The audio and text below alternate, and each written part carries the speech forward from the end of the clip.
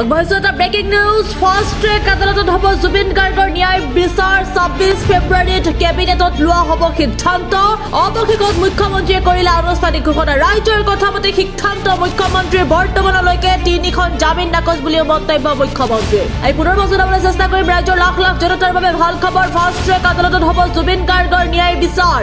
২৬ ফেব্ৰুৱাৰীত কেবিনেটত লোৱা হ'ব সিদ্ধান্ত অৱশেষত মুখ্যমন্ত্ৰী হিমন্ত বিশ্ব শৰ্মাই কৰিলে আনুষ্ঠানিক ঘোষণা ৰাজ্যৰ কথা মতে সিদ্ধান্ত মুখ্যমন্ত্ৰীৰ বৰ্তমানলৈকে ৩খন জামিন নাকচ বুলিও মন্তব্য মুখ্যমন্ত্ৰী ডক্টৰ হিমন্ত বিশ্ব শৰ্মাৰ বহু অপেক্ষাৰ অন্তত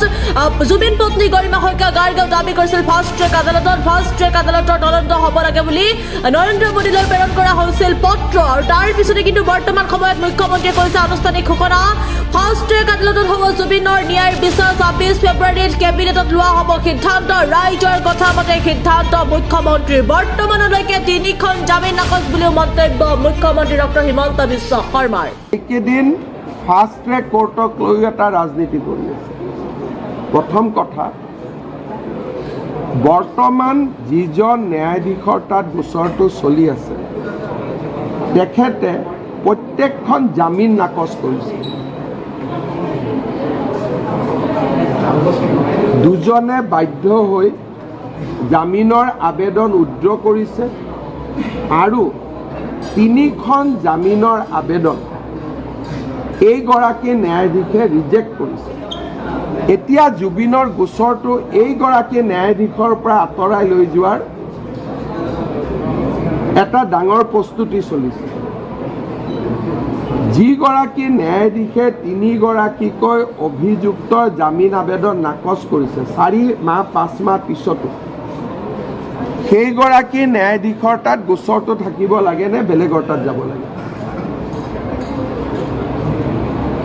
এই দিশটোৰ ক্ষেত্ৰতো আমি ২৬ তাৰিখে কেবিনেটত সিদ্ধান্ত ল'ম কিন্তু আমি পিছুৱাই থকাৰ মূল কাৰণটোৱে আছিল যে যিকোনো ন্যায়াধীশেই পুলিচ চিকিউৰিটি দুজনক অন্ততঃ জামিন দিলে যিকোনো ন্যায়াধীশেই মহিলা বুলি কি নাম আছিল তেখেত অমৃত প্ৰভাক জামিন দিলে এইগৰাকী ন্যায়াধীশে বলিষ্ঠভাৱে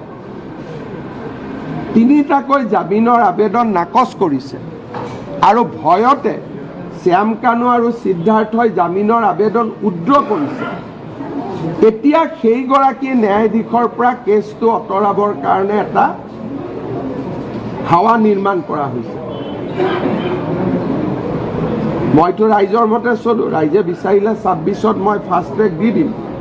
কিন্তু তাৰ পিছত যিখিনি ঘটনা হ'ব সাধাৰণতে ইমান ডাঙৰ সিদ্ধান্ত আপোনালোকে বাতৰি কাকতত কোনেও লিখা নাই যে জুবিনক ন্যায় দিয়াৰ ৰাস্তাত ৩টাকৈ বেইল এপ্লিকেশ্যন বৰ্তমানৰ জাজজনে ৰিজেক্ট কৰিছে আৰু যিজন জাজে ইমান কঠোৰ স্থিতি লৈছে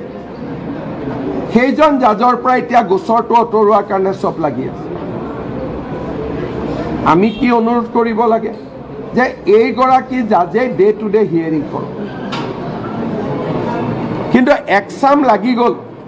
যে এইগৰাকী জাজৰ পৰা গোচৰটো গুচাই দিব লাগে যাতে বেলেগ এখন কোৰ্ট হয় তাৰমানে ইলেকশ্যনৰ আগতে এইগৰাকী জাজেতো জামিন নিদিয়ে